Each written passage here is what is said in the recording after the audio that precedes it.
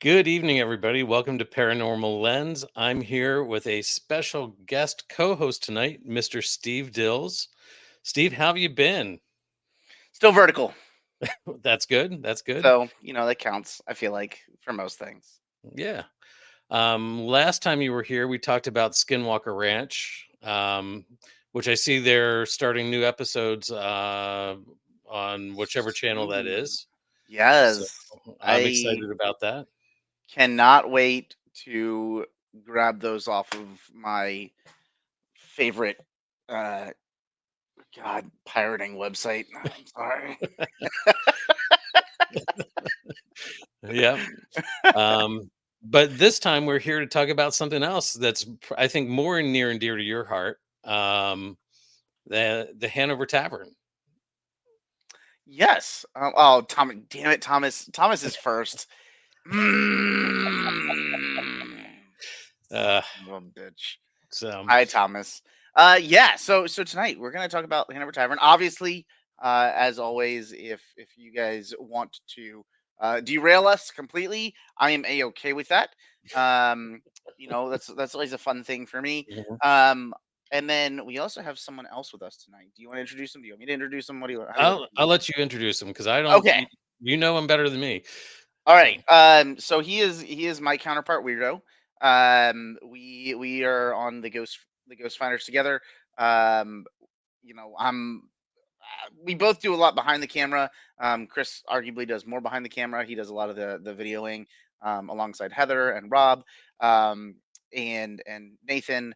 He also does a lot of the drone work, and occasionally is the gopher because he goes for this and goes for that. Um, and he's also the co-host of one of my personal favorite YouTube series, Eerie Encounters or Eerie Enchounters, depending on how you want to call it. And both Chris and I, oh, I just dropped it. Okay, Chris and I uh, are co-hosts of that. Yeah, so I'm bringing Chris. Yay! It's hey, Chris, Chris. welcome to the show. What's going on, guys? Chris is floating in the air tonight. Yeah, I'm just hovering over at Ashland. Might change it. You never know. So, You might see well, a I'm glad to have both of you on tonight. I appreciate you making the time to come on.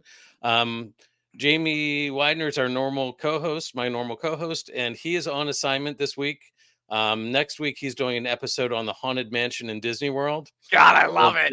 this week he is he's doing research. That is my favorite of rides in the whole wide world So ever. so tune in next week, Steve, to catch I his I story about it.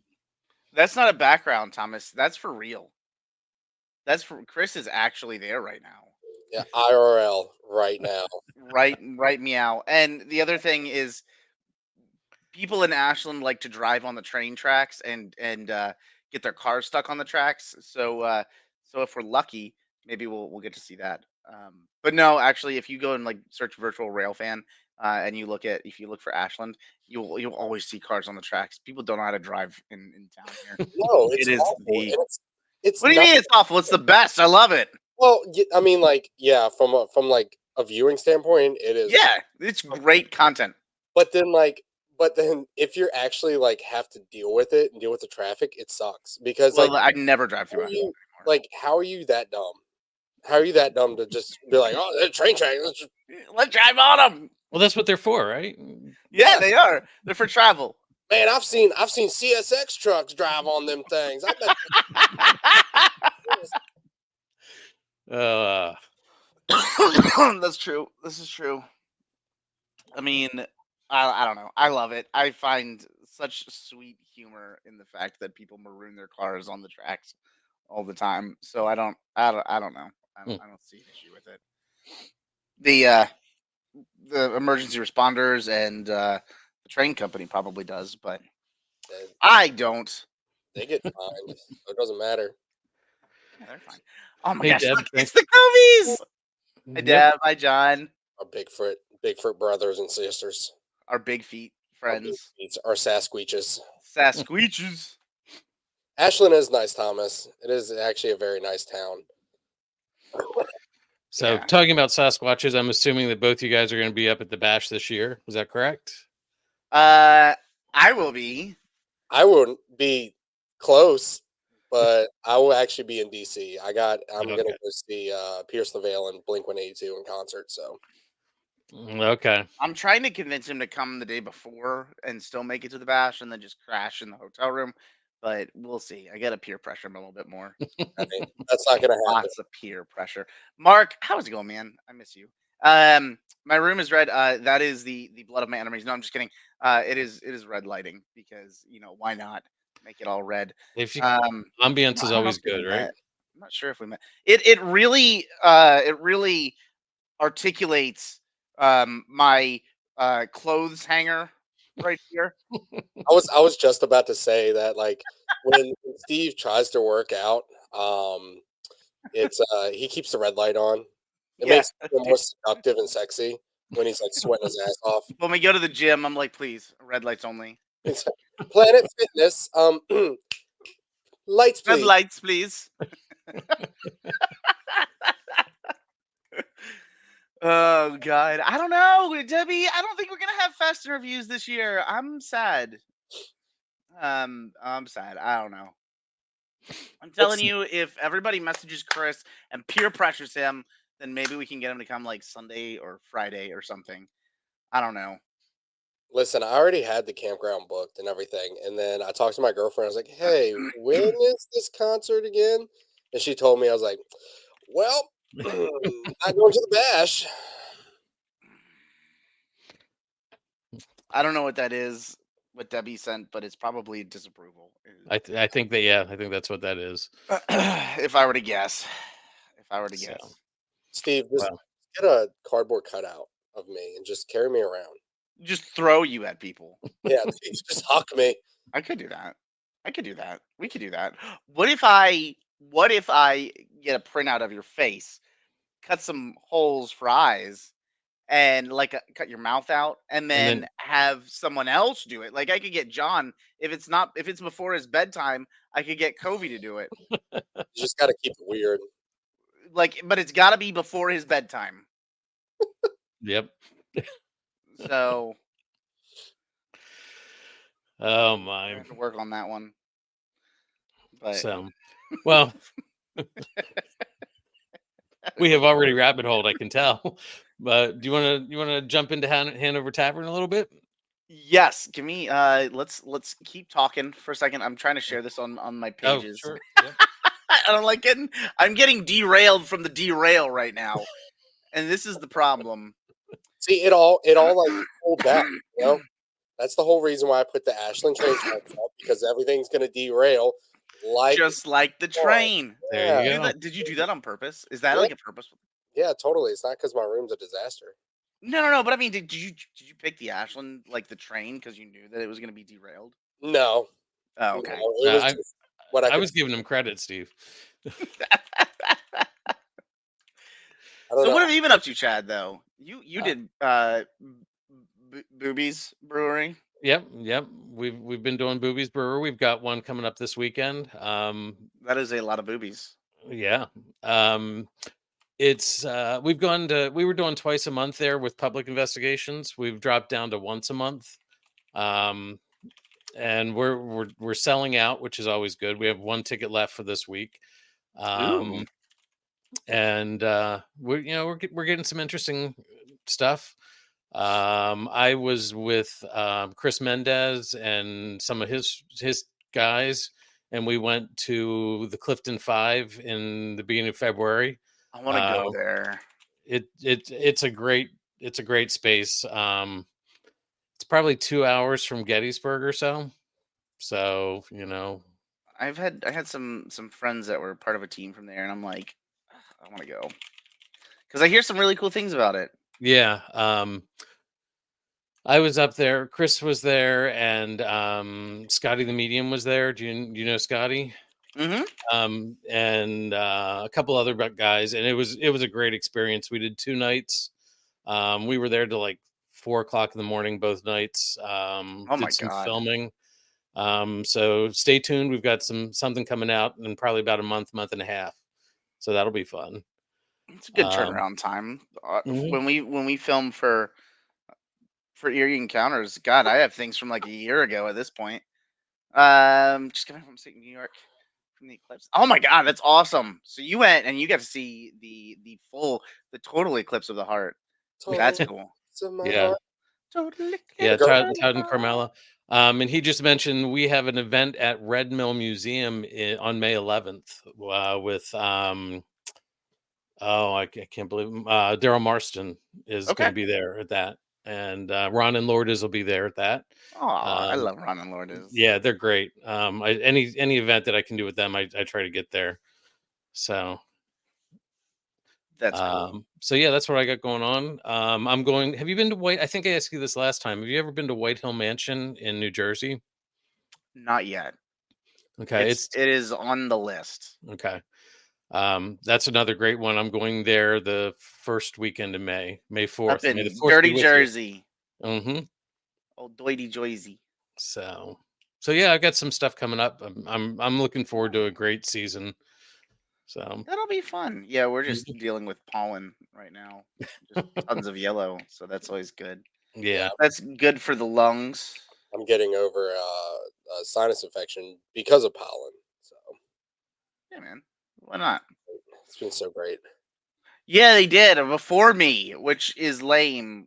I feel like we should have done nothing until I joined the Ghost Finders. It was BS. And then yeah, it was BS before Steve.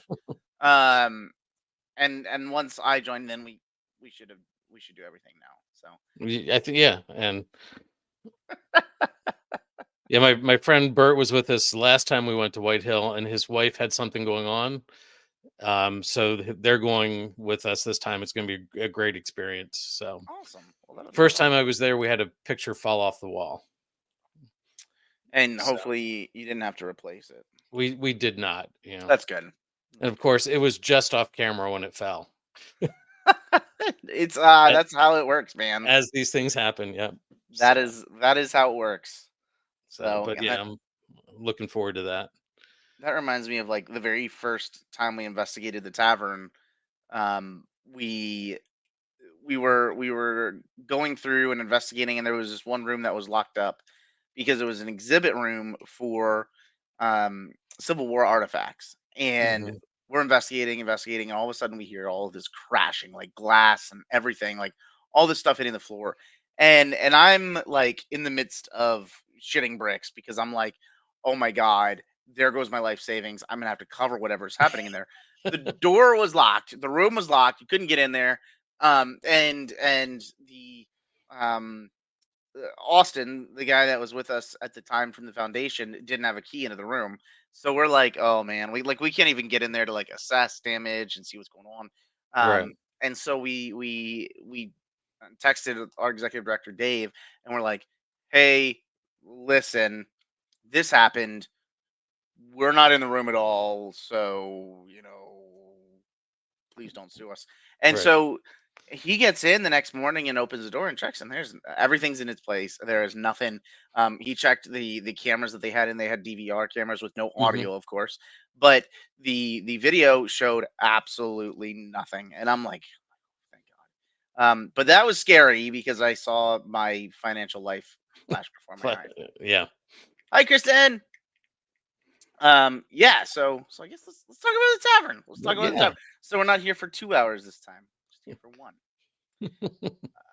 So Chris, do you want to start? We'll start as if we're outside of the tavern. Do you want me to start?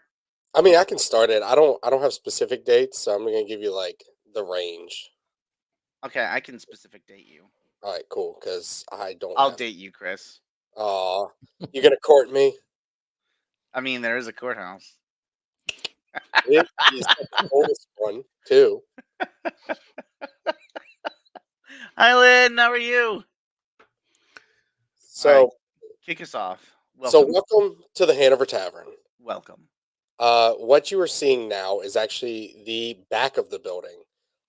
It faces 301, which is a drag strip, which is actually supposed to be 35 miles an hour, but that no one ever goes there. Um, with this picture, from the left, where those steps are, like in the center, everything to the left is from the 1790s. And then from the steps over to the right was built in the 1820s. It was two separate buildings. The old tavern, like I said, was on the left. The new tavern, or the no, excuse me, I have that. Do I have that backwards? Everything on the right hand side of the picture, where the flag is, and we have another shot that'll kind of show you from an aerial perspective. Go to the next slide, one more. There you go. That's probably a better view for you, Chris. Yeah, The top right photo between those two first chimney stacks is the old home, which was built in yeah, 1791.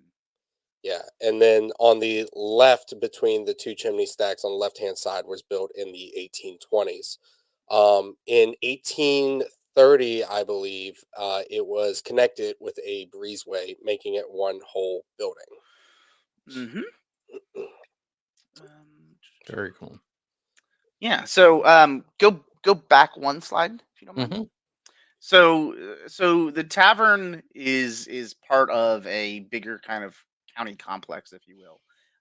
It is one of the oldest operating taverns, one of the oldest surviving and operating taverns in America. It actually originally dates back to 1733, and the original building is not here. It's not on the picture. It's no longer with us, unfortunately. Rest in peace. But the original tavern dates back to 1733, and it was a one-story, smaller structure, where the tavern owners and any guests, any of those sort of folks would have stayed. So you would have been there with all of your favorite friends. Um, Eventually, they decided that they were going to, first move out. So they built their home portion, which we just talked about, in 1791. So you've got a 60-year gap, right? 60 years where these folks are sharing their home with people. Um, and then they finish that 1791. And they move into the old home or to the new home. They used the original tavern for a little bit longer, and then in the 1820s, 1821, 1822, somewhere around there, they build. Hi, Kyle. How are you? They build the quote unquote new tavern. The original tavern did not burn down. It did not get destroyed or blown up or set ablaze or anything like that. Um, we just believe that the original tavern was about 100 years old. It was getting pretty Brand. dilapidated, and so it was time to build a new tavern. And so they built a much larger tavern. You can see where it's 2 stories, um, and it's a lot bigger. And they were able to kind of separate um, the family from tavern goers. Um, what I was saying about the county complex is you will typically in a typical county complex for this time period you will find 4 buildings. You will find a courthouse, which is on the left hand side of this picture. You will find a jail, which is kind of also on the left hand side, but just a little bit further to the top, and It's that's a super hot. stone jail. Yeah, it's a small square thing. There's also going to be a clerk of courts building, which is not in the picture, but it is just, I guess, uh, just below where you'd see the courthouse, um, and finally the tavern. So 4 buildings. Typically, it would be encased in some sort of fence. Hi, Stacy. How are you, Stacy? It would be encased in some sort of fence. In this case, it was brick, and so this was all surrounded by brick at one point in time.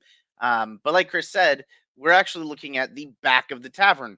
The original portion or the original tavern was actually facing the road, and the road was on the other side of the building. So the original stagecoach road actually ran around the building on the other side, um, and don't really know why, but when they came through and paved everything and rebranded it to 301, they decided, you know what? Screw your backyard. We're going to put a road in it. And so that's why technically what you see today is the back of Hanover Tavern. And when you drive on 301, you are driving through our backyard. Um, and so that's kind of how the building is laid out. It's a very weird kind of layout. Um, I guess, do you want to? You can move to the next slide or back slide. It doesn't really matter. Um, so the tavern has seen a lot of history, right? The original building dating back to 1733. This building dating the earliest back to 1791. It has seen its fair share of history. We Yeah. have everybody from, um, gosh, Marquis de Lafayette, Rochambeau, all the way through to Edgar Allan Poe. Poe, P.T. Barnum, Patrick Henry, which is a personal favorite of mine. Mhm. Um, Is I don't know. the cupboard still not cupboard? Is the Is The Patrick? Lawyer. Yes, it is still there. Yep. okay? Yep, I yep, think yep. that's That's still on display. So we actually have an exhibit right now going on, and we have a video that we'll show you guys a little bit later of some of the activity that has never been released publicly. So you guys will see a very very new. What? Do it. Yeah, we got to do the O face for YouTube. Um, that's your picture right there. Um, but that's like ah god, like all the paranormal YouTube channels, they all have the O face on every They have, single one. it actually has uh-huh. a name. Huh? It actually has a name. Like they call it something. I Like, call it the O face. since all the YouTubers use it, I just call it the O face. I don't know. So yeah, But like Stacy said, there's so much history there. there is, and that's the coolest thing about it. It has so many people that have graced its halls. George Washington has been there twice. called soy face, by the way. It's called what? Soy face. What? Soy, SOY. Soy. Soy SOY. face. Like soy sauce. Yes, like soy sauce and face. It's called soy face. Who knows why? I'm gonna need you to dig and get us an answer on to why that's called a soy face, Chris. Listen, I'm on Reddit, so I can get far. All right, you keep digging. I'm gonna talk, and at the end, I need you to do a presentation on soy face. Hi, Michael. How are you? See, look, we are railroading this. We're railroading our own presentation here. Hi, Pam. Pam's on our team. Okay. So yeah, so the tavern has seen a lot of people, a lot of activity. Um, gosh, you name it, the tavern has seen it. You can go to the next slide. So this is actually, I included this because this is the earliest known picture of Hanover Tavern that we have. Oh wow. We That's don't have anything earlier. I don't even know the date on this picture, but this is our earliest known photo. Um, I love this because it's really, to me, it's really neat because it's got horse and buggies. So it's definitely not from today. You can see that the tavern was, granted, it's kind of sepia toned, but it was a different color than it is today. mm-hmm. And you can see, some of the things like the benches or risers all the way across the back. Somewhere in this picture, I've seen it. There is a place to hook up your horse, which is no longer there. Uh, we have those two massive trees that are no longer there. Mm-hmm. Um, No stop and sign. Nope, no stop sign. I'm not sure those horse and buggies could get over 35 miles an hour, but they probably, if they could have, then they could have sped through here too. Probably did. They probably did that on purpose. I like Yeah. um, but it's a cool photo nonetheless, It is, and yeah. something that we always like to share. I wish, like, unfortunately, because of the way that the tavern has kind of passed down, from person to person over the years. By the time that we purchased the building in 1990, there was nothing in it that was original.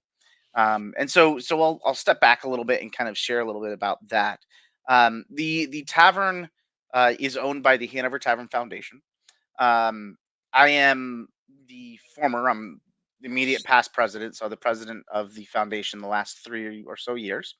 But the foundation owns and operates the tavern. We purchased the building in 1990, and really, our mission is to make it a center for the community. We do that through a number of ways. First off, being events. We do Mhm. public events, private events, all those sorts of things. We also utilize a portion of the building as a sort of a living history museum in a way, in a sense. Um, I like to consider it immersive because some of the rooms that you get to go into, that Chad you've been into, Hmm. you can actually step into that time period. So one of my favorite rooms is um, our cage bar, and that room I don't have any pictures of it, but I would urge you guys to come and join us so you can check it out in person. Hmm. But our cage bar is renovated to be reminiscent of the 1830s and what a tavern would have been at that time period. Thomas has Thomas has been in the tavern twice. He needs to come more. He just needs to move down here, Thomas. Yeah. Um, and so we try to recreate those rooms in such a way that you literally step back into history. Um, we also have a whole slew of other things that we do at the tavern that I'll kind of share with you guys here in a second. Um, yeah, dude, you should come join us. Come hang out with us, Kyle. Kyle, Um, it's definitely worth a trip. I love it. it's fun and the whole kit and caboodle. Um, I mean, we'll talk about the activity here in a little bit, but we've got a slew of it. Uh, so we purchased the building in 1990. We spent a couple $1 million immediately to make it safe for folks to re-enter the building, and then we opened our doors, and we've been operating ever since. If you want to go to the next slide, sir. Hmm. So, just because I'm all over the place, this is one of the first drawings of the layout of the tavern. Chris, I don't know if you've even seen this. I've never seen this picture. This is actually from an insurance document. Oh, Geico. So it was Geico back in the day. We had the gecko. Actually, if you scroll out from this picture, you see a little gecko symbol on it. No, I'm just kidding. Um, but yeah, you need to come hang out. Come on down. But this is one of the original drawings. It was done up as part of their insurance coverage. And you can see where the original, or not, the original, but a wooden tavern, quote unquote. Hmm.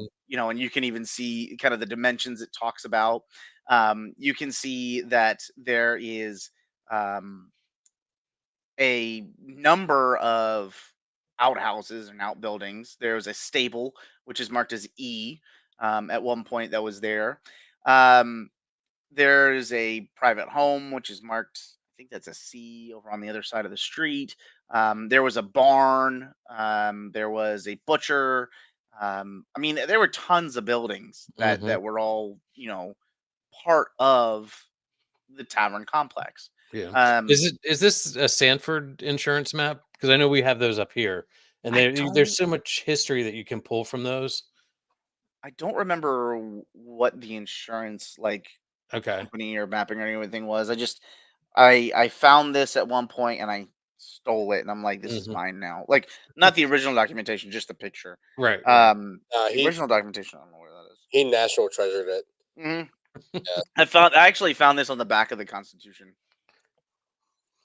he used lemon juice and A black light. a hair dryer. It was a hair dryer. Oh, was it a hairdryer? Juice and a hair dryer, heat it up. And they would find the codes to whatever the hell it was. The Hanover Tavern. Yeah, yeah.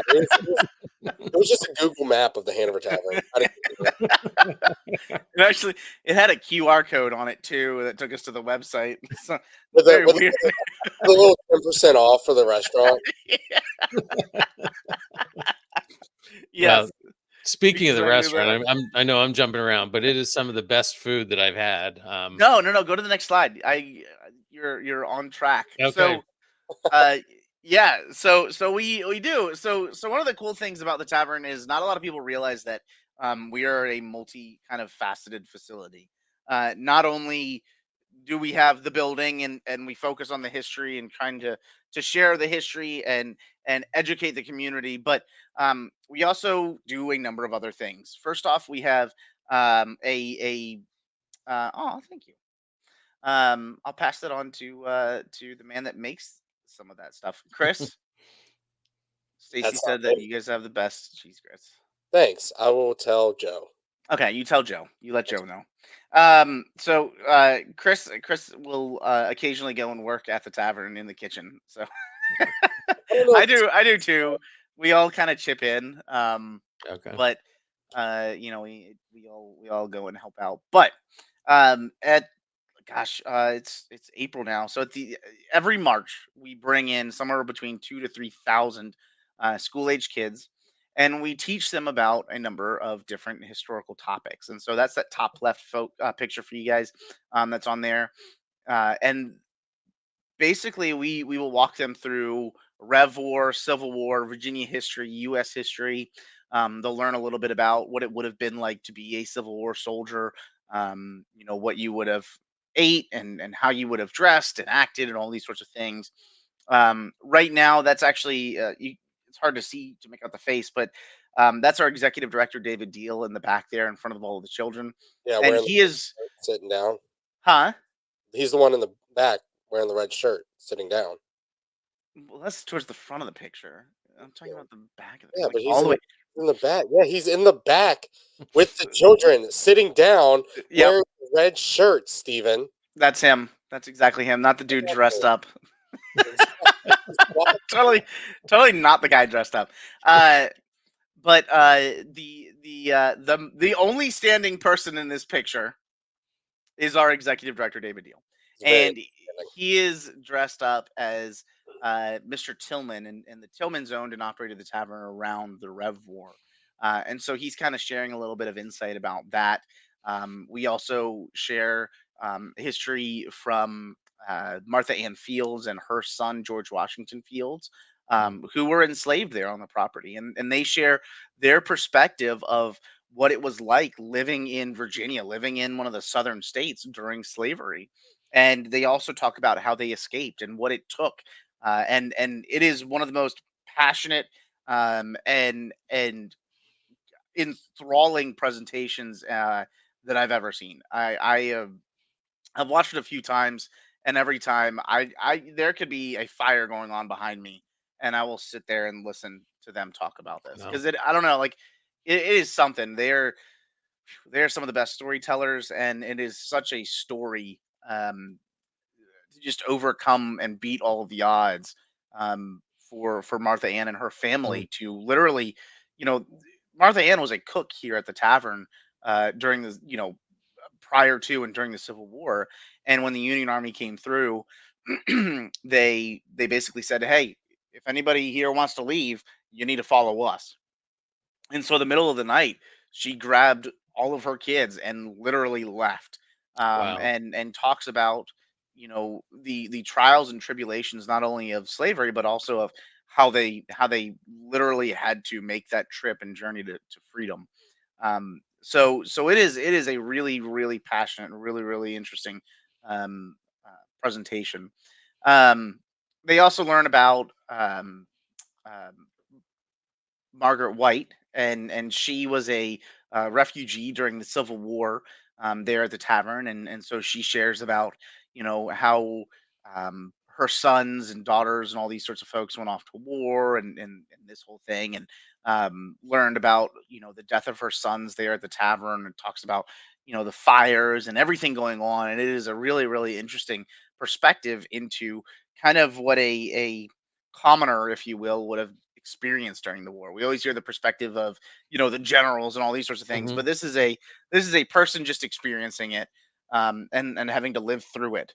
And so it's really really interesting stuff. And so that is just one of the facets of what we do. Right. How Um, long do the kids like? How long do the students spend? Is it a day, like a whole They'll do day? they'll do a half day, Okay. and that may be subject to change, but they do a half day, so they'll come and spend a couple of hours and move, not just through the tavern, but they'll go from the tavern to the courthouse, and they'll meet Patrick Henry over there. The fun fact: the courthouse that is on the property is the original courthouse. It is the third oldest courthouse, continuously operating courthouse in America. And it is at that courthouse that Patrick Henry argued the Parsons cause. Chad, do you Right. remember what Parsons cause is? I know we talked about it last time I was there, but no, You I gotta don't. remember back to fourth grade, Chad. That's a long time ago, Steve. Taxation without representation. Okay. And so the colonists had a very bad year of growing crop. There was a drought.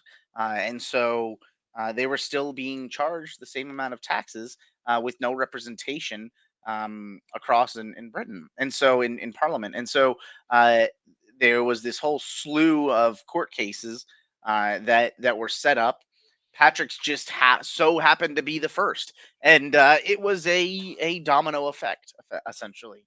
All of the cases after Patrick's, because of how passionately he argued this case and how well he did, uh, they pretty much copy and pasted the same thing all the way up and down the coast, which ultimately was one of the sparks of the American Revolution. Hmm. So it was a huge deal, right? There is a lot going on here. One of the other things that we have on the right hand side is a full theater. We can sit 155 people, um, and we have plays all throughout the year. Um, we had, I guess, just one just wrapped up, I think, Chris, or just Yeah, I don't it, know. it wrapped up last week. And so we've got 3 or 4 plays. Um, Chris, do you want to talk about Barksdale Theater and that whole timeline? Do you want me to? Yeah, I can do that. Okay, all you. Take it out. Take it over, Chris. So the Barksdale Theater, it was a theater troupe that came down from New York. It consisted of 6 or 7 individuals, I believe, and they brought down their entire family, their big dogs, like everything, and they stumbled across the tavern. Picked it up in the early 1950s, 1953, and decided that they wanted to make a theater. And now back then, it wasn't a non-segregated theater because they they were never segregated. They decided that whoever wanted to be there was allowed to be there, whether their color of their skin, it doesn't matter. They were there to enjoy some food and watch a play. And on their opening night, they had so much backlash that the Hanover County police told them, if you open up, we are going to shut you down. And to combat that, they sent them tickets to the opening show. So they were like, "Yeah, Like, come on, free tickets. go ahead, try." And so over the years, they lived here. They established a community, which is now called the Virginia Repertory Theater, which Steve said still holds plays there, about Hmm. 4 a year. And yeah, I mean it's just super cool. They took the basement of the tavern and dug it out so that they could fit more seating, so that you had more people that were able to come in and enjoy the play. And it was what they ran all the way up to what, the 1980s, right? Just about. Yeah, they there was a few different uses over the years for the tavern. It was, a theater. It was a boarding house. It was apartments, a boutique hotel. I mean, there were so many different facets of this Yeah, building. just everything that you can think of just like dropped down into the tavern. And The like, Hmm. tavern was a post office. yep. I mean, it's just, I don't know, when you go in there and you look around, it's so hard to like try to piece together what it would look like. Usually you Right. can go to an old place and like really know, like, oh yeah, like this is where this was done, this is where that was done. But when you walk into the tavern, you have no idea. Like when you're walking up the steps to go to what I call the second floor, Steve calls the first floor. Um, you walk up the steps, you literally are looking at a doorway. Like that wasn't, and then right beside is a window. And you over the years, or your time there, you learn that some of these doors that you're walking through are original doorways, some of them aren't. Like it took me forever to really understand um how people got into the tavern for the longest time, because they were like, yeah, like there was a porch here, and I'm like, okay. And they're like, yeah, they would enter there, and I'm like, where? Where? Why are you walking so far upstairs to Well, get to and the tavern? And that's where the one restaurant is right now. The one seating area for the restaurant used to be the front porch, correct? Am I or do I have Yes. that wrong? Okay. No, Yes. that is now, yeah, that is now, the veranda is now part of the, seating where you would, yeah, walk up, and that would be the front porch, and then if you're Mhm. looking at the face of the tavern, onto the right, you'll see, like, 2 long, look like window shutters. Behind that, that is the original one of the original doors to walk into the tavern portion of the home, or I should say not the home, but the tavern itself. Hmm. So, Lots it's of kinda, lots of doors. there's a Yeah. lot of doors and there's an archway. I mean, Yeah. Well, What else do you want? There's an archway. It's a bunch of doors. and the theater space is cool because it's got like it had 4 fireplaces in it, right? Yes. So it was originally, a pretty much a dirt floor in there. Mhm. There are 4 fireplaces in the what I refer to as the basement. Chris refers to as the first floor, because people don't like to think that they're dining in the basement. Um, well, there uh, is a basement though. There is well, a there is a newly dug out basement that was dug out in 1992. Uh, before me. That was BC. Yes, yes, sir. BC. Yeah, Yeah, it was BC. yeah, see? Yeah. Um, but yeah, so there are 4 fireplaces. Those fireplaces date back to the original build of the tavern. And they have, if you have deep fireplaces, that is usually signifying cooking. Um, Mhm. they are not deep. And so for a while we are like, oh, maybe it's like dry storage. There really wasn't anything dry storage. You wouldn't necessarily warmed it up. So what Right. was that space for? This was more than likely, and we don't know this for sure, but we it's more than likely, that enslaved would have stayed in this room. Right. When they purchased it, they dug it out, and then they actually hand dug the last couple of feet so that they could add lighting, for the stage. But it is a really cool, theater. It was the very Mhm. first dinner and a show, um, anywhere ever. This was the very first place in America that if you wanted to go and grab dinner and then a play afterwards, you would go to the Hanover Tavern. That's Hey, cool. Ronnie, how's it going? Hi, Activia. Investigated the tavern and surrounding buildings with Steve and crew. Pretty intense. Can't deny it. I have my name called in the spirit box, and I don't exactly have a common name. Sometimes I'm very recently pulled in the courthouse. Yeah, we get a lot of that stuff, so we're gonna talk about that here shortly. But So, if anybody so if I'm at the tavern and if anybody wants to come in and see stuff, I do have a little Easter egg that I like to show. he does.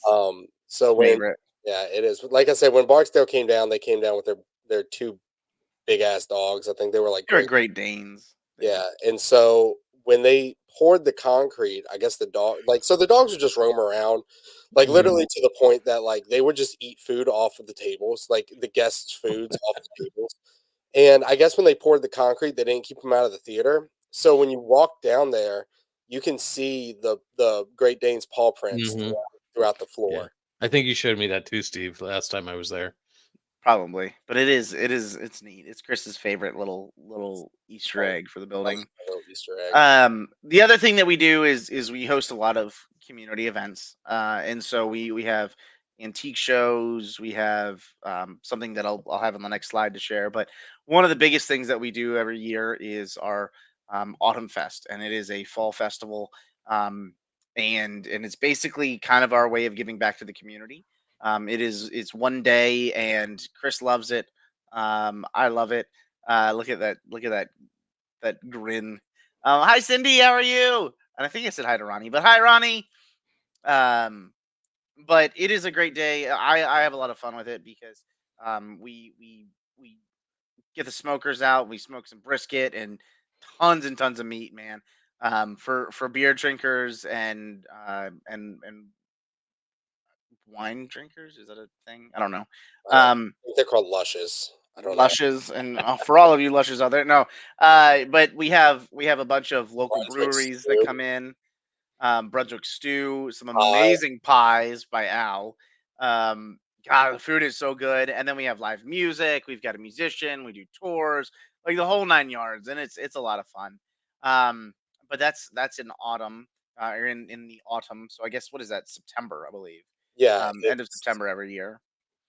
Okay. Um, yeah, I'm pretty sure. it's And like then 29th, something like that, yeah. somewhere down there. And then last but not least, we have a full restaurant and bar in the tavern. And a lot of people don't realize that. A lot of people think that we're just a historical site or we just have a theater. But we do have a amazing restaurant. And one of the cooks is on the show tonight, Chris. But we have. So I stole this picture. This isn't our normal fare. This is actually from or one of our themed dinners. We do themed dinners for our holidays and all that sort of stuff. Thank you, Ronnie. And this one particularly is from St. Patty's Day. Okay. So we went all out and made some St. Patty's Day dishes. But we have an amazing new head chef that came in last year or so. And it's been great. It has been night and day with the food and Yeah, um, the food that Brandon, I had was amazing. The she crab soup I couldn't say enough about. I call it they them crab soup because technically you can't harvest female crabs. I don't know where she crab came from. Why I is don't it know either. she crab soup? You can't. It's he crab soup, but then sometimes they get some she crabs in there, so you need to encompass everybody. You don't want to say he and she crab soup, so I just say they them crab soup. Okay. It's everybody has all scripts. Well, everybody's crabs. no matter what you call it, it was amazing. Thank So, you. I'll tell Tony, our restaurant manager, that they them crab soup was great. Yeah, and I mean, we just released the new menu too. So like, you're gonna yeah, have to come back down and try it. It's we're definitely a road trip. We're gonna have to grab Jamie, and we're gonna have to come down just for the food, yep. Yeah. We and then start. investigate. So yeah, so we are multi facility. We also do weddings. We have a huge following for weddings. A lot of folks get married there. We have during like the holidays. My God, is it booked up with like corporate Holiday corporate party. parties and all that sort of stuff. And then we have businesses come and rent out the facility all the time because we have this massive coach house out back that kind of just is a standalone operation almost. All right, next slide. And then we're going to talk about some of the paranormal stuff. Oh, wait, did I not include it? Hold on. You did. There's All another. up. This one. Oh, yeah. Okay. So these slides are out of order. That's okay. So Um, while you do that, I'm gonna go AFK for a minute. okay. You go. Good luck. Good luck. So in January every year, this is our third annual, I think it was. We host the Hanover Tavern Paracon. It's a huge fundraising conference, and 100% of the proceeds goes directly to the tavern. I know you were there, Chad. I know Hmm. Ronnie was there, and a bunch of folks in chat. Stacy was there, um, but all of the proceeds go directly to the tavern. Everybody that you see in all these pictures, from everybody from Patty Negri, Rob Thompson, all these folks. Patty flew in all the way from Hollywood for this, and she donated all that, all of her time, her trip, everything was donated to support this. Everybody that is a speaker, um, they don't get anything. All of the money goes directly to the tavern. So it is one of my favorite events of the year, minus the bash. That is always my favorite. Um, And it's a multi-night event. I came down on yes. Friday for a couple things. 'Cause I thought we were gonna have an investigation at my home at Boobies, and I went back for that. It got canceled because of the weather. So I Yep. wish I had stayed, but the Friday night event was great. Thank you. You had Yeah. the ghost stories from Richmond. We're Yep, telling Haunts of stories. Richmond gave shared some ghost stories, and then we headed upstairs, and in that top right photo, I think you're probably in there somewhere, Chad. Mhm. But Ron and Lourdes held their first ever Staticom session in the tavern. Um, the first tavern Staticom session. It wasn't Mhm. the very first Staticom session, but the very first time that we've held it in the tavern was that evening, and so that was really a treat. Like I Mhm. love them, and I love that, and it was so cool. And so we did that Friday night. We kind of do like a VIP night Friday night, and then Saturday we kick off. We have a bunch of vendors that are all through the historic rooms of the tavern, all throughout the coach house, which is that bottom right picture. And then we use the stage for all of our speakers. We do a gallery reading, and so that's where you see Rob Thompson and Patty Negri. In previous years, it's been the Connor sisters, or the Sisterhood of Magic and Wonders, where we get Mhm. Misty and Ashley Connor and Pat O'Keefe. And then we do panels. We have speakers. We had Brandon Masulo. We had the Berries on there. Um, um, Brandon Schumacher. I mean, tons and tons of really cool folks. Yeah. And they share, some of their experiences and all that sort of stuff. And what we always try to aim to do is a lot of paracons kind of bring in some really cool folks, but they always kind of like focus on like very specific topics. Yeah, you need to come and join us next year for sure. um what we try to do is we try to get a scale and bring in somebody from all different sides and different kind of paths of the paranormal. And so we had folks like Dave and Brandon that came in and brought a little bit more of the scientific slash skeptical side perspective Mhm. of the paranormal. We had gather readings, and that's obviously very rooted in the belief of the paranormal. um who do you have to know to be on the panel? I don't know. You just I don't know. Maybe just don't be scared of God. What is the dude's name? Now I'm drawing the blank all of a sudden. Um, Listen, to get on the panel, it's not who you know, it's who you. Yeah. you need to be not scared of Michael Jackson, Ronnie. Um, I don't know. Talk to me. Hit me up. Have your people talk to my people. Slide into the DMs. Ronnie says I'm out. Have your people talk to my people. So send me a message. Mhm. Um, but we have a lot of fun. It is a Mhm. really, really I scared him at St. Albans Mm. because he came around a corner and I went, "Woo-hoo!" And that man jumped, and it was Oh, hilarious. It so was the well, most but amazing then thing. on top of all those activities, you then have an investigation that encompasses the whole complex, correct? Yes, and we hit up all the buildings: the clerk of courts building, the jail, the tavern, the courthouse, and we also investigate the library. And the library is a fairly new building, but it's actually built right on and amidst what is referred to as the Tillman burial ground, which, if you remember, 20, 30 minutes ago, the Tillmans owned and operated the tavern for a period of time. So Mhm. we have all of this that we do for this event. It's definitely a smaller kind of a niche, I guess, Paracon. It's not a big one. Like, I know Pam and Steve do like 3 days, and I don't know how the hell they do that. This is Friday night and then Saturday night. And we have a lot of fun. It gets busy. We get a lot of people in there, but it's not so massive that you can miss folks. You come here, and the idea is a because we try to encompass all different aspects of the paranormal, from the science, the metaphysical, to the historical, and everything in between.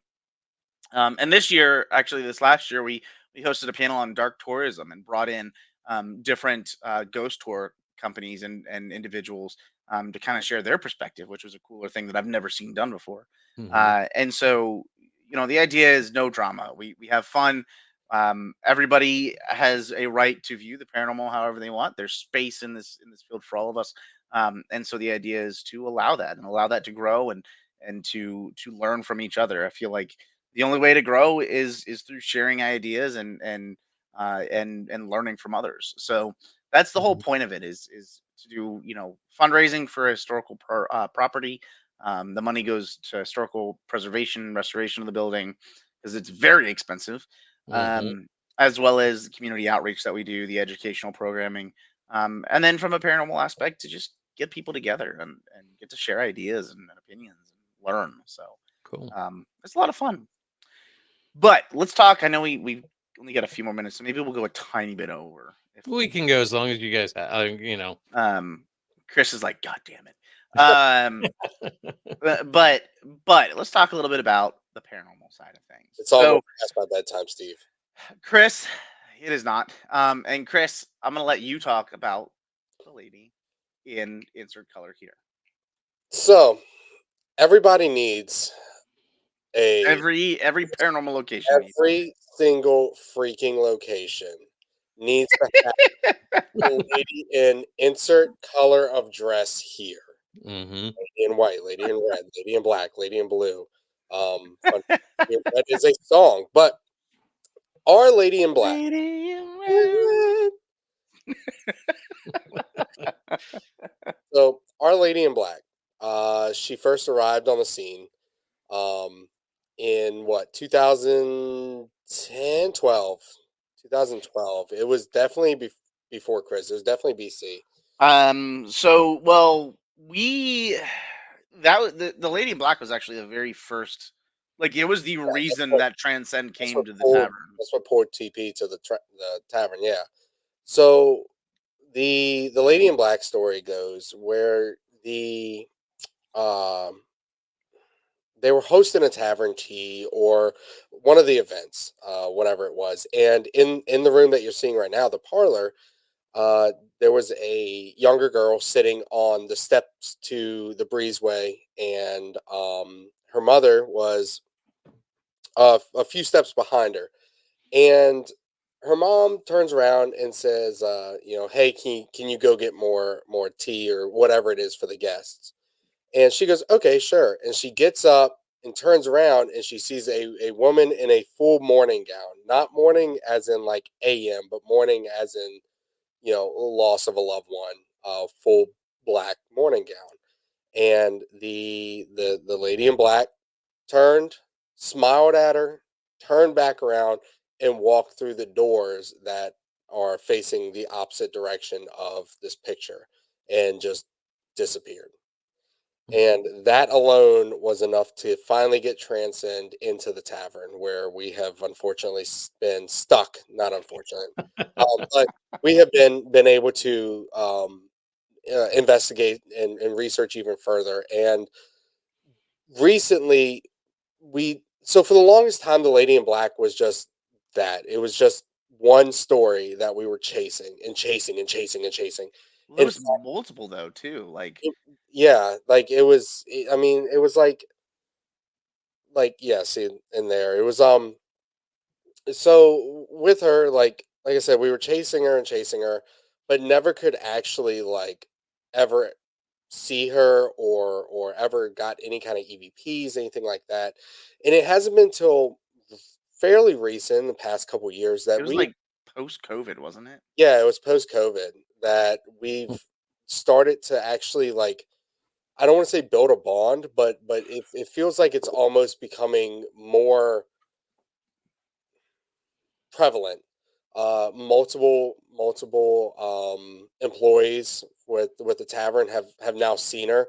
I've actually seen her. I was walking and I literally saw the bottom of a black dress. Tony, the GM, she was walking on the veranda and saw the same thing. She saw the swish of a dress. Um, Cool. Guests and everything have heard the swishing of the dresses, um, and just dealing with that kind of entity. Um, so the lady in black, there's a couple theories on who she might be. Like it says on here, was maybe a mother of one of the victims for the diphtheria outbreak. Another one could have been that she is the wife of one of the tavern owners, and she's wearing a morning dress because of um, their child passing away inside the home. Because obviously at that time the the family would hold the funerals and the viewings inside the home, inside the parlor area, and Right. so that's one of the other theories on the Lady in Black. And Right. that's where like the term funeral parlor comes from, right? Mm-hmm. Is parlor. The parlor was the place in the home that you would have all of your family events, and so funerals were no different, and that's where you would hold your wakes. And a wake at that point in time, today you go to a wake and it's an hour long. You see, and you console loved ones of the family, and then you go home. A wake at that point could have spanned 2-3 days, Right. and a wake was literally somebody sitting there with the deceased, a wake, making sure that the deceased is actually dead. because at this point in time, it was not very, but it was a common occurrence that um, because they didn't have the medical knowledge and know how to properly declare somebody as passed, um, that you could be buried alive. Hmm. And so that's where you have, some of the view holes into caskets, in the ground, or you have bells, all those sorts of things, right? Where Yep. the Um, Saved by the Bell came from. and so um, you know you have all of this, and you put this into the home section of the building, and then now we're seeing this woman in a black morning gown making her way around predominantly in the home portion of the building. And and so we take that, and we take a couple of steps back and say, well, when do you see folks wearing mourning gowns and practicing the act of mourning in this sense, right? Because today we will mourn the loss of loved ones, right? and Right. and we go to a funeral and we typically dress in all black, et cetera, et cetera. But in a very specific time period, the Victorian era, um folks would be wearing these mourning gowns, and you can see it's a hoop skirt. And so she had a hoop skirt on almost every time folks have seen her. Um and and and so first off, that tells us, okay, probably Victorian era. Second of all, there were kind of rules and regulations around mourning, around the act of mourning, Hmm. most predominantly for women, right? Men had some rules around, when they could start dating, what was the length of time that they had to wear black, but women had it by far the longest. And Hmm. so depending on the significance of that loved one, if it was a brother or a sister or a parent or a significant other or a sibling, um, or their own kids, that could change dramatically, right? It could be anywhere from a couple months to a year or plus. um, and so, we kind of took all that all into consideration, when we started digging to understand who is Our Lady in Black. Why do we see this woman in a black Victoria gown, in this portion of the building? And keep in mind that while the experience that our executive director's wife and daughter had, were the reason that we ultimately were invited to come to investigate the tavern, there were sightings. Oh, thank you, Octavia. Appreciate it. There were sightings of the Lady in Black going back decades. And I've had folks come and tell me that when they were there in the 70s, and even before then, that they witnessed a woman in a black morning gown. They watched her, either walk on the front porch, which is the veranda now, or through some of the historic rooms.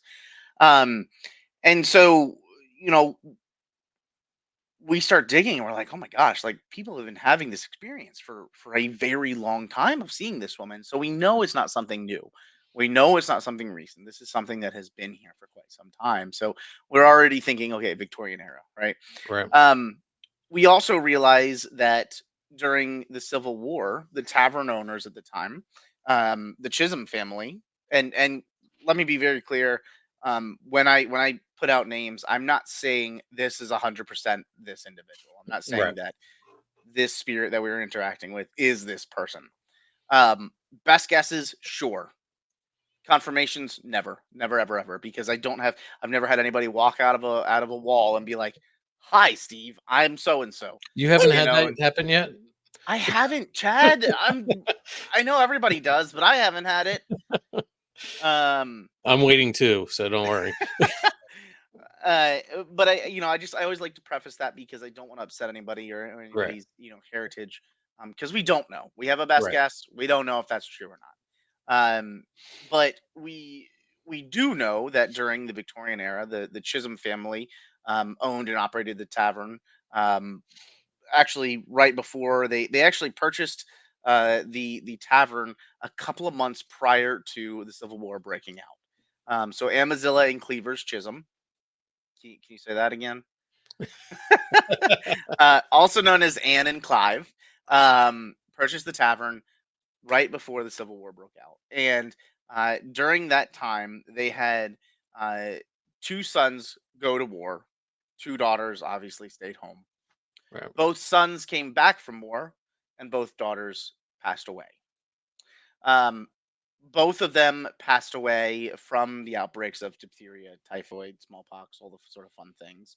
And there is mention in actually a diary that Margaret White, the refugee that we talked about earlier, that makes reference to the fact that the daughters passed away from these outbreaks. And so one of the daughters did have two younger children that Amaziah and Clive ended up taking in and, um, you know, taking care of. Mhm. But that brings us to a huge, to me, piece of the puzzle is who was this, right? Who's going to be mourning the loss of a loved one at a tavern of all places? This is like a hotel, Right. like that'd be like me walking around the True, like crying and sobbing over somebody, right? But you know, she's predominantly seen in the home portion, and it fits the timeline. It fits the fact that there's a loss of a loved one. She's actively in mourning at this period, Mhm. and there we have it. Like I feel like a few of the puzzle pieces fit. Again, doesn't necessarily mean 100%. Yes, this is it. We could be completely, off course here. However, um, it all kind of fits, right? Mhm. It all makes sense, especially like Octavia said, when you learn about some of the practices and you fit that into the context of what's going on in that time period, we might have it. And so, we've interacted with the Lady in Black, and like Chris said, it took us almost a decade, if not a little bit longer. We've been investigating the building for over a decade. And it was just recently that we finally interacted with whom we believe to be this individual. Why did Wow. it take so long? No idea. Absolutely no idea. But for whatever reason, just recently we've finally been able to come in contact or communicate with what we believe to be, our Lady in Black. Maybe Uh, it takes a decade for us to become ghosts in their maybe realm. in Mhm. their realm. Now we are the ghosts. Um, that's my history and hauntings presentation, Chris. Uh, but but yeah, I mean, so that was the biggest piece. Yeah. And so I know we're obviously over an hour, but let's dive into the video that I sent you. Sure. And then afterwards we can talk a little bit about it, and then talk about we'll talk about the video as it plays, but then Mhm. we can talk about some of the other experiences that we've had there, and in the complex as a whole. Because Right. when we host public investigations at the tavern, it's not just the tavern. We'll investigate the courthouse, the jail, Right. and the clerk of courts building, and the library, and all those sorts of fun things. Right. So we investigate a bunch of buildings. It's not just one. Right. Um, but this video that we're going to show, that Chad's going to pull up here, is Well, never been. I'm gonna pull it up, Chris, because it's six or Stevenson. It's 6 minutes, so we'll let it play, and you Yeah, can yeah, talk. pull it up. Yeah, yeah, yeah. Let her rip. Um, You're gonna see Steve come in with a white napkin on a stick and go, "Ooh, Ooh. I'm a uh, ghost." this is the very first time this video has been played on social media anywhere. And so this room here is our Tillman dining room. It is the original dining room of the home portion of the tavern. This has been redone in this period. This was a couple years ago, and this was turned into an escape room that we had set up at the time. This was the very first time uh, since the Victorian era that it has actually been decorated in Victorian decor. So we have never had it, any room in the building decorated to the Victorian era time period, um, since this is it. And so what's really interesting is, to kind of go along with that time period, we set up a bunch of these candles, and you can see them, the candlesticks, right? And you can see how they're turning on and lighting up in the room. Um, to turn those on, you have to lift them from their base, and twist them. And that's it. You have to actually lift them from the base, twist the bottom of it, and then set it back down. Uh, it it did not have any like remote or anything like that. Um, we we're very specific because this was an escape room. and batteries are expensive. Let's face it. We had a very specific set of instructions on when you set up the escape room. You go in, you turn on the lights, you turn on the candles, etc. At the end, you basically reverse everything that you did. You turn off the lights, turn off the candles, put all the all the stuff back, lock up the room, etc., etc. Hmm.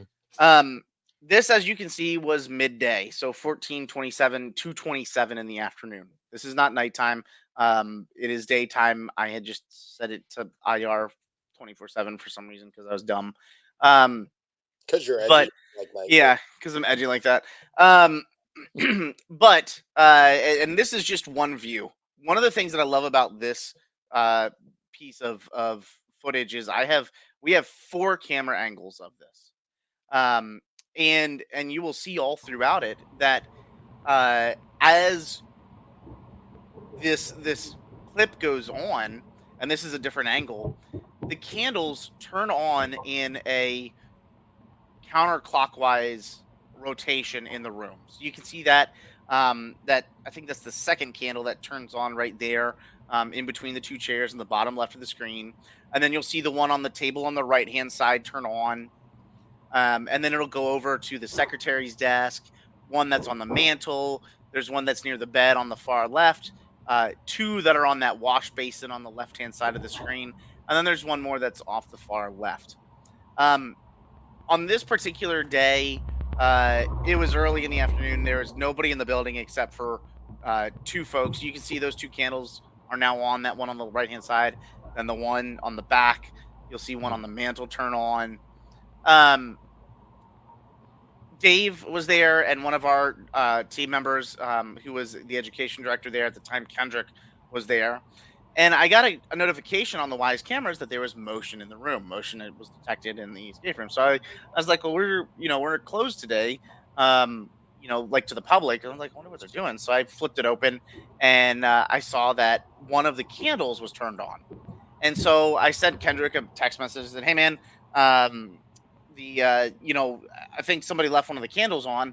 Can you walk downstairs and make sure you turn them off?"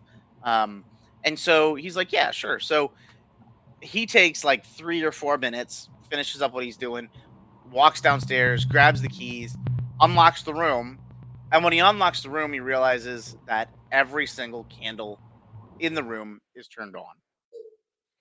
It's Uh, amazing. and so that's when we went back and we're like started digging. And I'm like, oh my god, like I got to get all of the camera footage of this.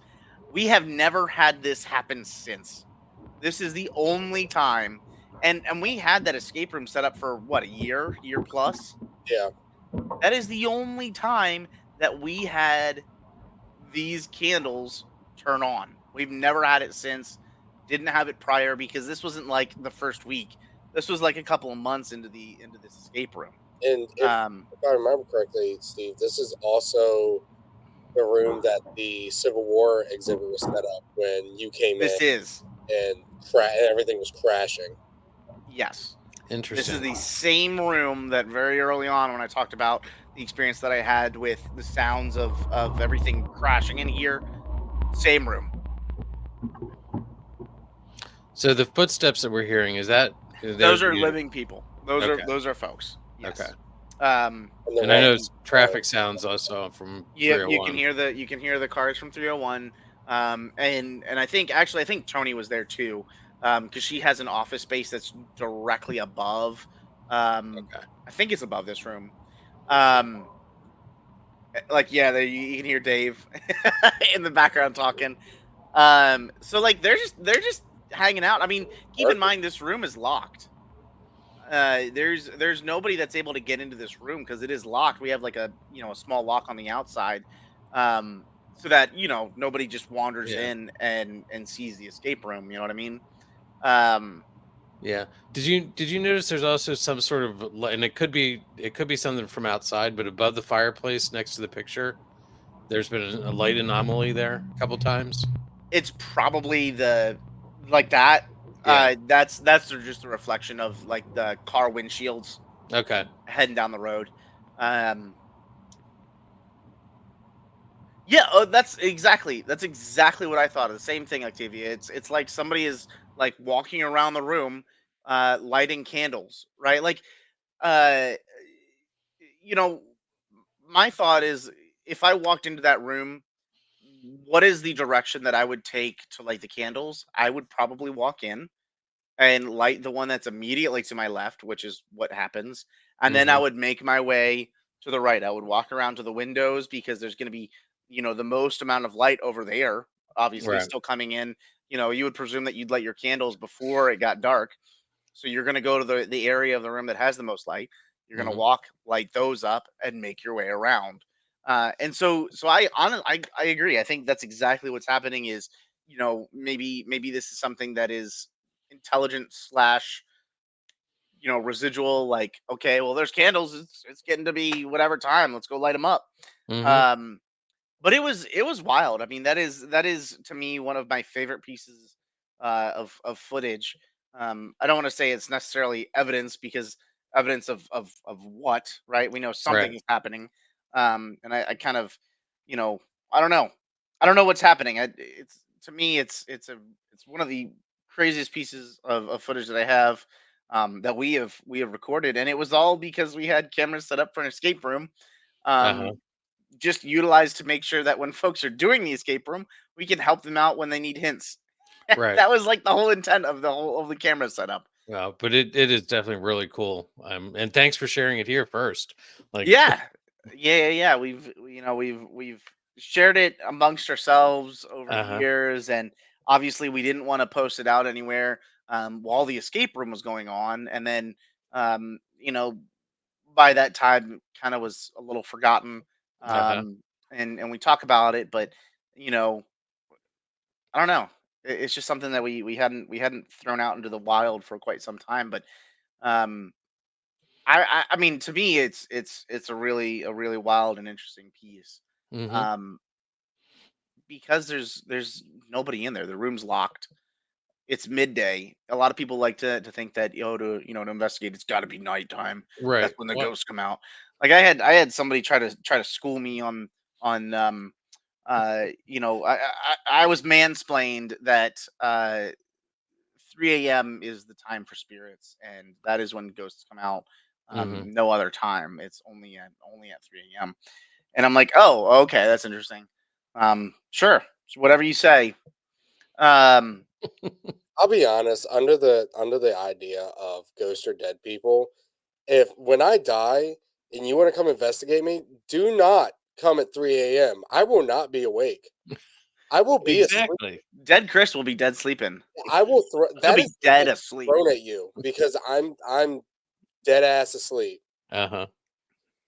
He'll be Yeah. dead asleep. Yeah. And But again, if you think about, the whole routine thing, people are asleep at 3 like the house that I grew up in, we had a repetitive thing. It was like 10:20 every night. You could hear somebody walk up the steps because that was their routine. Like you exactly. said, 3 a.m. people are asleep. It's Most of us are asleep. Yep. you know, unless we're up doing an investigation somewhere, but that's a whole different story. But But it definitely begs the question of you know well, I guess the answer really is, do you have to investigate at night? Of course not. no, It's just the easiest time to investigate. Sure, 100%. less distractions, less interactions with Yeah, less traffic and things like people. that. Yeah, Yeah, exactly. But but you it's don't you don't need to at 3 a.m. And in fact, that was at literally just before 3 p.m. So mhm. literally like 12 hours before. Mhm. Where's your proof Uh, now? if I had a mic, I'd drop it. Um, but that is just one of many experiences that we've had at the tavern over Mhm. the years. Um, you Well, I'm know, going to pull up this. We talked about this a little bit earlier, but this is what Lady Activia had. yes, folks have it's 3 a.m. somewhere. Um, we've have just about damn near everything going on at the tavern. Mhm. We've seen full body apparitions. Granted, it is not all that common, but we have seen them. We have seen full body apparitions there. It's not like Sweet Springs where like activity is literally nonstop. Sometimes you'll go into the tavern. There's not a whole lot going on.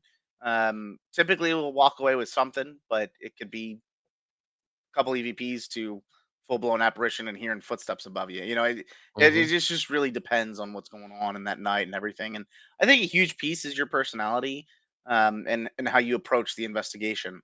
Right. Um, I will say the one thing that like sucks but doesn't suck is when you get all the way to the top floor, you start investigating and you start hearing people talking like below you, or like you hear like loud bangs, like people are walking around and stuff, and then you have to go like sweep the entire tavern to make sure there's nobody in there, nobody's breaking in.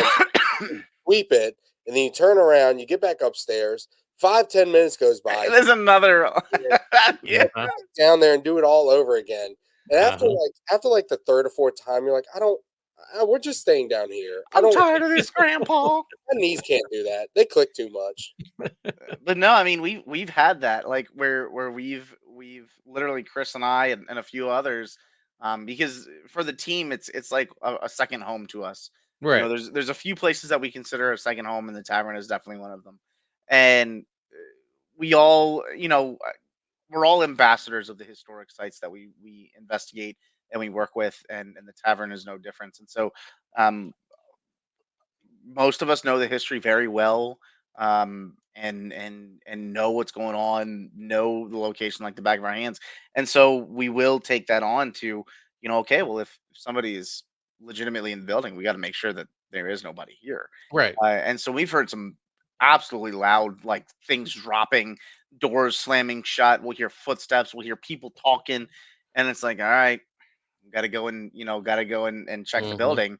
So we go, we check all the doors, we check the bathrooms, make sure nobody like hid in there or anything like that. Um, and cross off everything off the list that it could be before we say, okay, something's occurring. Yeah. Um, That's, I but mean, it's a lot of ground to yeah, walk it is and not make a sure small space. make sure nobody's like hiding in there.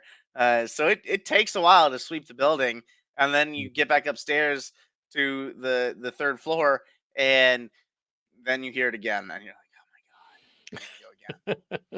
Then you try to do an EVP and you're fat and winded, so you're like, is anyone up there with us? It's Wow. 10 p.m. Well, it's definitely great. I mean, the video is amazing. Definitely want to, suggest to people to get out and visit. And do you have a lot of public investigation? Like, what's your? We do. So we host 3 to 4 public investigations a year, and we Okay. try to change it up. So, like, we will partner with other historic locations when we do the tavern sometimes. So, like, our next one coming up is April 27th, I believe, and that is a sold out event. It has actually had to be postponed because the evening that we were gonna host it, I think we got like a nasty storm, Yeah, it was a and Yeah. we actually were going to be investigating the Cold Harbor battlefield, which is Right. a very popular place to check out, and a lot of people have a lot of desire to investigate it. We actually have access to investigate Cold Harbor battlefield, and so, awesome, dude. Cold Harbor is so cool. We've investigated Cold Harbor once before, and the last time we were out there was a couple years back. Um, and it was in January. It was cold as hell. But that was the date. They were like, "Hey, if you want to do it, this is the date." And we're like, "This is gonna suck, but yes." Right. And so we went out there. It was January, and we investigated. And we actually audibly heard a little girl uh, talking out there. We heard footsteps in the woods, cannon fire. I mean, dude, it was wild. I know. See, a lot of people do that. A lot of people sneak out there, man. Not Uh, that we're promoting that. Yeah, no. I mean, you could, if NPS catches you these days, it's game over. Yeah. Uh, but there is some activity, some serious activity out there. So it is a really cool spot to investigate. Lot of history, just because it hosts 2, not one, but 2 Civil War battles. Yeah, we heard the footsteps. I don't think we heard any horses. I'm not sure. I know we got animal sounds, but our team member Rhonda always remembers the animal sounds versus everything else. She's like, "Remember that goat that we heard on the EVP?" And I'm like, "No." And she's like, "Well, we got a goat." And I'm like, "Wait, where did we get you?" Um, The woods. The woods. Mhm. She be the witch of the woods Be the witch of the wood. from Lake Moomaw. Um, uh, exactly. I am too, man. I used to do some serious hood ratting, but I'm at this point where I'm like I don't want to spend a night in jail. I will say, like, if you get out to Cold Harbor before like we get started and everything, less than maybe 100 yards is like a super old cemetery to just kind of check out. And it's like a lot of really cool like unique headstones, and like there's like a old building like right on it. I don't know exactly what it Well, was. that's the Garthright house, and No, no, no, no, no. oh, you're That's thinking of something different. yeah. So like Okay, instead of being right there on Cold Harbor, like in the battle, like where the battlefield is, go across the street, and then like 100 yards down the road, there's a cemetery that's like got okay. some super old like headstones and stuff. Because we're investigating right along the strip that the Garthright house Hmm. is, and there is a small cemetery right there. But the Garthright house is occupied, and the small cemetery that's right there on that property, it's kind of like right in its front yard. That is pretty much off limits at this point, including the Garthright house. We don't have access to the Garthright house because somebody's living in it. So you know, Imagine um, like you living like right there, that'd be cool as hell. private home. Mhm. That would be cool. And basically the folks that live there are docents. Like I think they're park rangers. Um, but I think that would be absolutely phenomenal. Start banging on the door. Let me in. And then What they have you arrest you. seen? Literally get arrested by the park ranger. Uh, but yeah, so we partner with historic locations. So That's sometimes we cool. will do North Anna Battlefield, and then we'll come down and investigate the tavern. April 27th. We're investigating Cold Harbor Battlefield, and then we make our way to the tavern. Sometimes we just do the tavern and the buildings around there. So it all really depends, but we investigate about 4 times a year. Okay. And we'll have an investigation. I can't remember the dates right now because we kind of had to change them up slightly because the one that we are supposed to have in March got rained out for April. Right. Right. So then that kind of pushed back everything else. So we'll have those out there soon. Love But to we will have. Go ahead. like where I'd love to like work out another like Paul Green church and tavern collab. Might be That'd able be to. nice. Mm. Might be able to do something. And then we'll partner with other places like Scotchtown every so often, Hanover Arts Mhm. and Activity Center. Just tons of really cool places. We did the Beaver Dam Depot one year, and that was really neat. Um, God, that was a long night. it was a very long night. A long because that was the Beaver Dam Depot, North Anna Battlefield, and then you wrapped up at the tavern. Oh, wow. Yes. It Yeah. was a lot of walking, but it was really cool. It was really cool. And what's really neat is those locations, they're not just random spots. It's not like, all right, well, we're gonna head over here to Joe's Smoke Shack, and then we're gonna go over here to the music store, and then we're gonna go to the tavern. Like all these places are tied in some form or fashion. Like when we partner with Scotchtown, it's tied by the Patrick Henry family because Patrick and Sarah lived at Scotchtown. They also lived at the tavern under the Sheltons. When we investigate North Anna or the Beaver Dam Depot, and that's tied because it's all part of the same rail train, path, right? Uh-huh. There was the Hanover Depot that was literally right there. And then, obviously North Anna, Cold Harbor Battlefields, the Hanover Tavern, we had the Battle of Hanover Courthouse that was right there. And so a lot of that property was kind of used as field hospital. Right. So all of it is tied together. It's not like we're just picking random places and then just smushing them together for an evening. There is historical significance that ties these locations Right. together, and that's why we do that. Is not only do we share the wealth because we get to support two locations in one night, but we also get to kind of, I don't know, just it's a Teach a little different history. approach. Yeah. Yeah, you get to you know experience something and then see if you experience something very similar at another location that is historically tied. Right. Um, so it's really cool. I love That to is do it. It does make for long evenings, Mhm. and so we don't do it too often, but it's Right. fun. Now, I think I know the answer to this, but do you guys do any private investigations at the Hanover Tavern? Yeah, Oh, you do? Okay. we do allow private investigations. Okay. It is, and don't quote me on this because I can't remember off the top of my head entirely, but I'm pretty sure it's 325 for the first 5 people, and then it's $50 per person after that, up to 20 people maximum. Um, Okay. Basically, just we don't want anybody hosting an event there. I've seen a Right. number of faux pas where people rented out a location. Let's say they rent it out for $200 and then they sell 20 tickets for that at $100 pop. Um, Right. and people fall for that, and all the money goes to whomever rented it out. We're a nonprofit, and so the whole idea is to raise money for the location to benefit the location. Right. um and so yeah, you can privately rent it out to investigate. You do get the access to investigate the majority of the property. The biggest places you don't get to investigate are the kitchen, obviously, Right. for health code and all that sort of stuff. The offices that are up on the third floor, because that's where we do business. Right. But the majority, the rest of it, the smokehouse, the coach house, the um, tavern itself, majority of it you get to investigate. Cool. A lot of people do wonder if you can investigate the jail and the courthouse.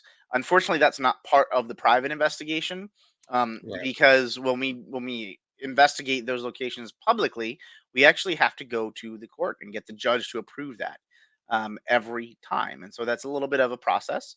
And we also don't want to be running that down, every time. So, Right. um, And we it makes it save that. special when you do an event. Yeah.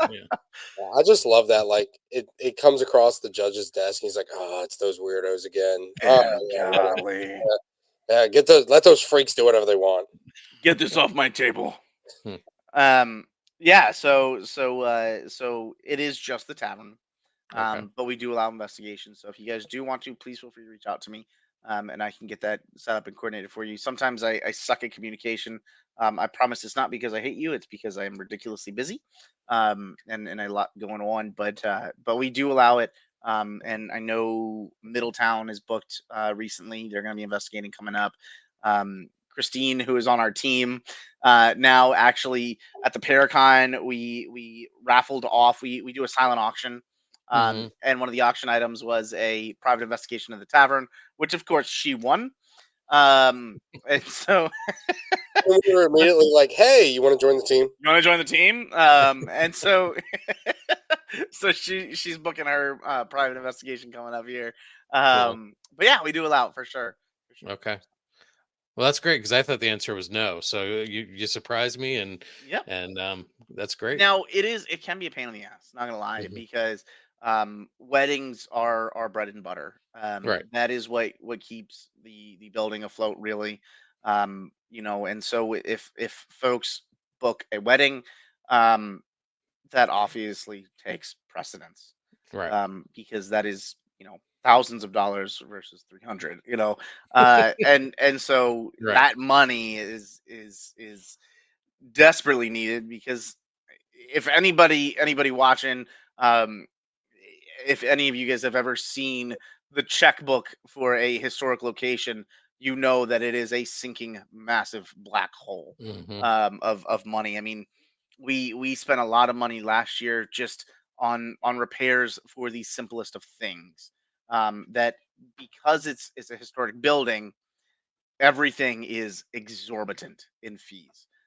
Whether it's finding the right person, because not everybody can service whatever it is that you have now because it's old, um, to getting the right parts because they're old and they might need to be custom made, Hmm. to having things shipped in from other countries because they don't have them here anymore. I mean, it is Well, ridiculous the lengths that you have to go for some of this and stuff. even getting the approvals, the permits, that That all is very that's a whole expensive. process in itself, and Everything is specialized. time consuming, and yeah.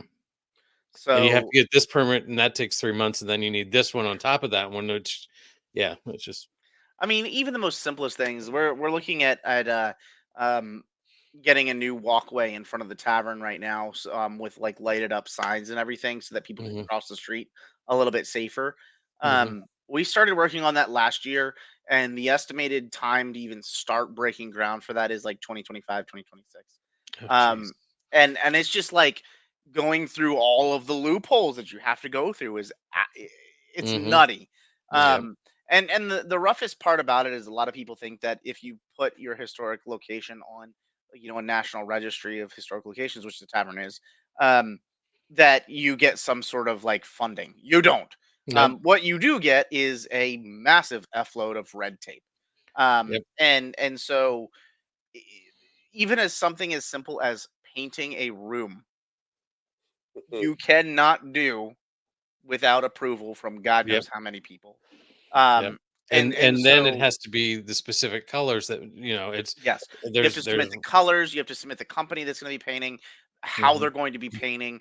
I mean, everything A to Z, everything that you can think of and more. Yep. You have to submit, get approval, and you have to pay people extra money to do these sorts of things.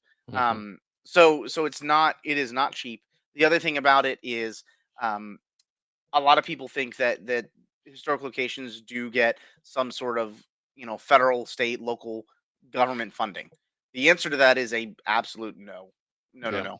Doesn't happen. And if it does happen, it's very rare. Right. Um, we And if you as the do, it's tavern, because you've gotten grants that take forever to write, yes, and, and just that's it. The Mhm. tavern, we get no federal, state, local funding. All of the funding that we get is through writing grants, and folks coming out to visit the tavern to join us for events, whether Mhm. whether that be a tea, coming out to dine, coming to a paranormal investigation, going to Autumn Fest, or we have an antique show that's going to be coming up that's really really fun. Where I spend a lot of money that my wife hates because then I buy a bunch of old shit that goes into the house. Uh-huh. Um, but it's through folks interacting and supporting the tavern. It is not something that you get funding from any Right. government body. Um, those that do get it are far and few between and absolutely lucky. Mhm. Um, but it's through people in the community, and so that's why Yep. we try to do things to give back and to say thank you to the community and all that sort of stuff. But it's rough. It's a Yep. lot, man. It is a lot, and so that's why things like weddings take a lot of precedence, and that's why it can be sometimes difficult to schedule a private investigation because I got to look at the calendar and be like, okay, all right, okay, you want April 17th. Well, let's take a look. Oh, there's a wedding that day, Right. uh, and a lot of times those weddings go until 11, 12 at night. I mean, I've been there. Chris and I've been there until 2 a.m. One particular wedding. Um, and so that doesn't even include cleanup. like Right. That's like just cleanup is a whole other thing. Mhm. So, So well, it's cool. it's a lot to work with, but Yeah. it's fun So and it's a wonderful location. So so definitely wanna get people out to support the tavern, though. It's the best thing you can do to help. So, yeah, or I mean, and if you can't make it to the tavern, go and visit your local historic location. true. Go and fall in love with the historic location that's near you, and support them. I mean, it doesn't have to be a financial donation to support them either, by the way. Like the I don't have a whole lot of money, and so I donate my time. Mhm. Chris donates his time. Most of my team members donate their time, because volunteers for a lot of these locations are far and few between as well. Right. Not only is the funding, but just having people there to run events and just staff can Well, be difficult. and maintenance, and just, some of the maintenance can be done by volunteers, Yeah, I mean, especially if you're doing, like, a cleanup day or, like, we some of the do. forts, Yep. You can do just cleanup days. I help out with the website and the tech. Mhm. Chris helps out with some of the tech. I mean, there's so and many different build things that that you could bond. do.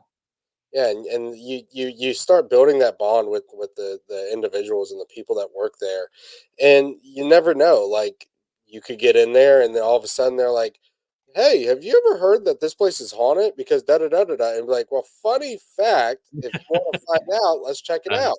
right. Like, You're able to also build I those. might surprise you, but I'm weird as shit. Um, Yeah. but no, I mean that's how you do it. That's how a lot of people Yep. do it. It's not, Yep. it's just building that relationship and putting effort and time into a location. A lot of people, a lot of teams will just reach out and say, well, can I get in here? And that's it. But like, Right. sometimes you gotta work on it and work for it, Right. and also realize that it is, if they ask you to pay to investigate the location, realize that that is not because they don't want you to be there. It is because they're covering whatever costs they need to. Maybe that's because they need to have a staff member with you at all times, right? Mhm. Maybe it's the fact that just keeping the lights on and keeping it a place that the insurance company will allow people to enter costs a lot of damn money. Yeah. And so it's not that, if everything was free, sure, come in for free. Um, but unfortunately, that's not the case. Right. And I've seen a lot of comments where locations you should be able to investigate for free, but there is a reason that they're charging. It's it's, Right. it's so expensive. We could do a whole episode on paranormal tourism. Oh Just God, we could. so. So, well, we're at over an hour and a half now. But we're not at 2 hours. We're not at 2 Chris. hours. I did put together links to your different stuff. Oh, thank you. Look at this. This is So fancy. so check those things out. Facebook, your website, Instagram. Your team has stuff. We do. What's on your SoundCloud? I didn't check them There are out. I just some seriously old clips on there. We have a SoundCloud. We do. We do. From the year of the flood, Oh bro. my god! Can I become the SoundCloud rapper for Transcend? Sure, you can. 100%. But yeah, we've got some clips on there from like the year of the flood. Okay. But yeah, we've got a whole slew of things. And then if you want to find Chris and I on Eerie Encounters, it's Eerie Encounters on Facebook, Eerie Encounters on YouTube. And then if you want to find our finders, I said ghost fingers. The goat Our finger. our ghost finders work. You can find Chris and I on the Ghost Finders on Facebook, as well as the ghostfinders.com. We're on Paraflix and the Spirit Channel, which is on Roku devices, as well as the Spirit Channel website now. There's actually a Cool. website for it. Anything coming up with those on new episodes? I've been keeping an eye out. I don't know when we're gonna have an episode. I don't know if we've announced it. Where did we announce? Do we For what? announce For goat the finger? yeah the episode when we drove, like the recent one that we filmed? Was there an announcement? I don't know. I don't know. I don't know. But Look out we'll, for that we'll one. look out for it. Listen, Listen, know. I'm still trying to get our editor to have enough time to edit an Eerie Encounter episode. Yeah, But well, he's God too bless busy him. doing He's he's so too busy doing an hour and 42-minute podcasts. But no, there'll be another episode Okay. of the Ghost Finders dropping, I think, fairly soon. Cool. And that'll be from and forgive me, Rob, the Hinsdale house. So Oh, okay. I'm super excited for that because that was really fun. Chris and I drove up there, and we actually get to stay at Wildwood Sanatorium. I remember seeing some live from there.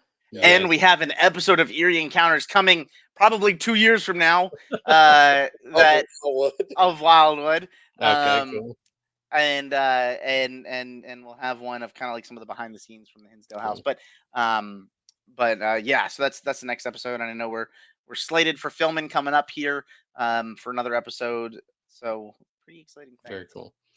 So I have a funny story with the name Ghost Finders. My sons, when they were in high school, which is like 10 years ago now, my dad's house was haunted, so they were spending a weekend there.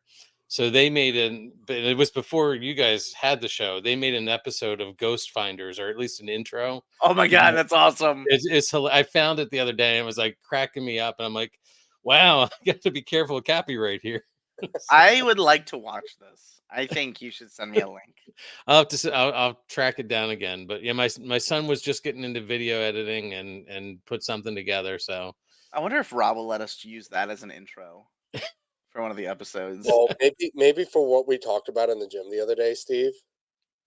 That'd be perfect. He's gonna love it. So you'll have to see it first. But it was when I put the two together, it was hilarious in my head. So that's awesome. Good night, Octavia. Thank you for hanging out with us.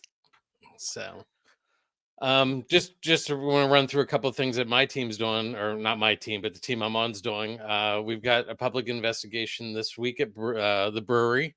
1 ticket left. Then we're at Red Mill campground, not campground, historic Red Mill Museum.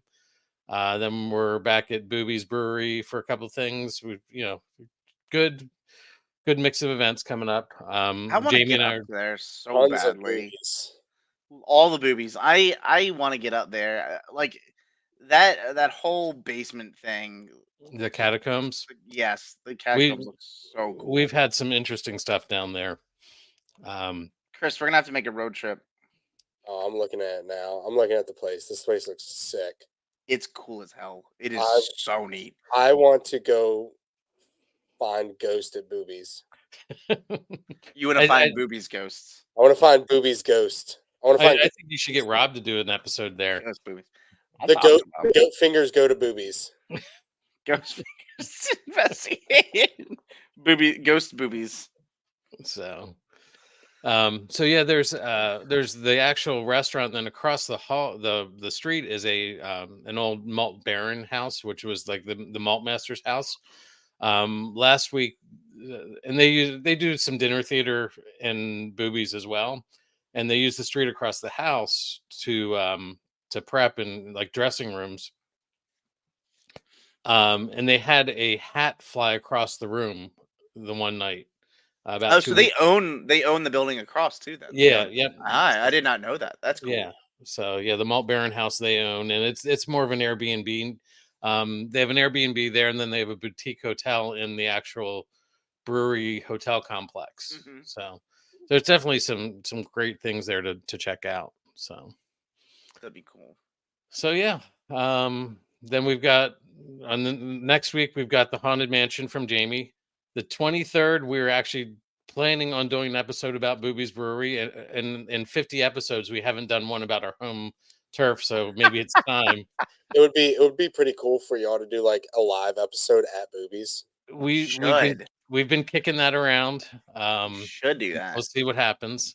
And then Accomack Inn is another local place up here. So that's cool, man. So that's what we've got going on. Here's our social medias.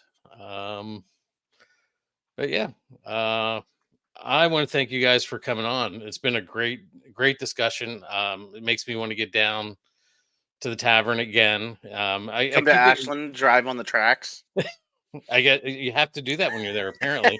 You got to do it, man. It's when in Rome, when in Ashland. Yeah, when in Ashland, drive on the tracks. Drive on the tracks. Loves it. Thank you for having us. We appreciate it. Oh yeah, and anytime. Chris, I definitely get down to meet you. I don't think I ran into you when I was down in January, but would love to get together. Yeah, you probably saw me, but I do a lot of running around. I bounce from one building to the other. So for the Paracon, I gopher and Chris gophers. Okay. Yeah, if someone catches me and they're like, "Hey, I need to find Steve," then I go, "Okay, cool. I have to find Steve." and usually that is also a task at hand. Usually I tell that person, "You're gonna have to hang tight because it's gonna be a minute." Yeah, stay here, don't move. I will find him and bring him to you. At some point, he will walk by. Cool. Well, again, thank you for coming on. Thank everybody else who came on and hung out with us for the last hour and a half, hour and 45 minutes. I'm going to roll the hours, Chris. I mean, we can keep going if you want, but No, it's all right. I told Chris it was going to be 2 hours. So, all right, I'm going to roll the end credits. Thanks, everybody, and I'll see you guys in a few minutes.